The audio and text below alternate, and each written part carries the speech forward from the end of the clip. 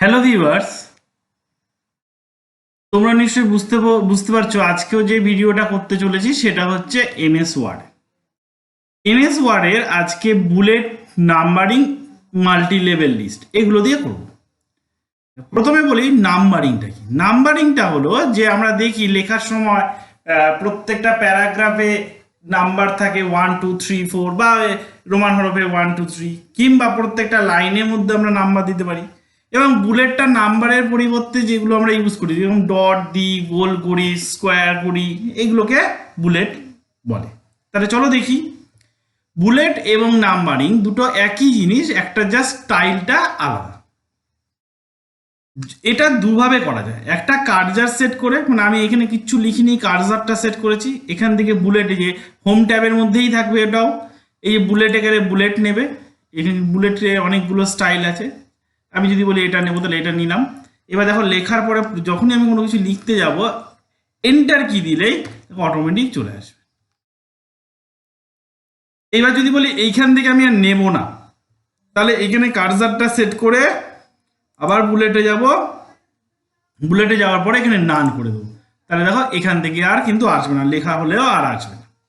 এবার নাম্বারিংটাও এই প্রসেসে। কি করে কার্সার সেট করলাম, নাম্বারিং মানে বুলেটের পাশেই থাকে নাম্বারিং। নাম্বারিংয়ের যে নাম্বারিংয়ের যে স্টাইলটা আমি নিতে চাইছি, ABCD 1 2 3 যেরকম আছে, আমি 1 2 3 যদি নিই, এই লেখা শুরু হলো, প্রত্যেকটা লাইনে এন্টার দিলেই আমার নাম্বারিং শুরু হলো। আবার আমি এখান থেকে লিখবো না, নাম্বারিংটা নেব না, তাহলে এখানে নাম্বারিংয়ে গিয়ে ক্লিক করার পরে না, তাহলে নাম্বারিংটা চলে যাবে।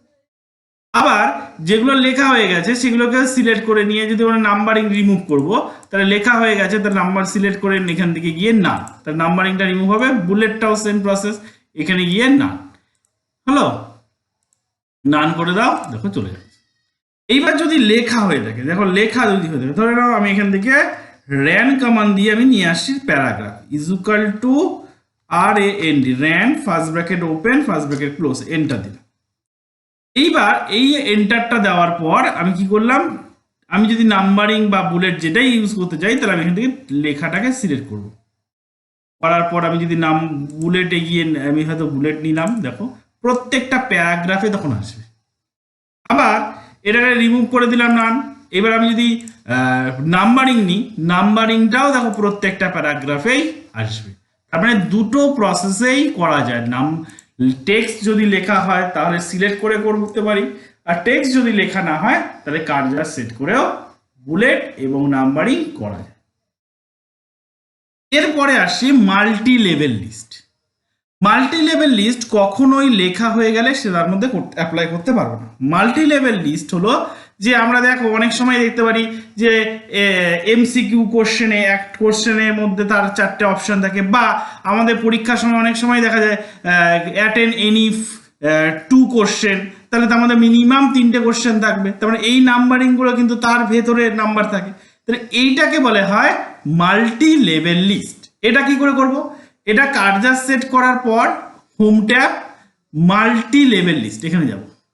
মাল্টি লেভেল লিস্টে যাওয়ার পর এখান থেকে মাল্টি লেভেল লিস্টের অনেক স্টাইল আছে। দেখো এখান থেকে দেখতেই পাচ্ছ 1 2 3, বা বুলেট দিয়েও বুলেট দিয়ে অ্যাপ্লাই করেও তোমরা কিন্তু এই মাল্টি লেভেল লিস্ট করা যায়। মানে আমি নাম্বারিং এর পরিবর্তে বুলেট নাম্বারিং দিলাম। এই বুলেট নাম্বারিং দিয়ে আমি করতে পারছি। আমি এই নাম্বারটা নিলাম বা এই নাম্বারটা নিলাম। এবার ধরো কোশ্চেন লিখলাম, আমি একটা কোশ্চেন লিখলাম। কোশ্চেনটা লিখলাম ওয়াইল্ড লাইফ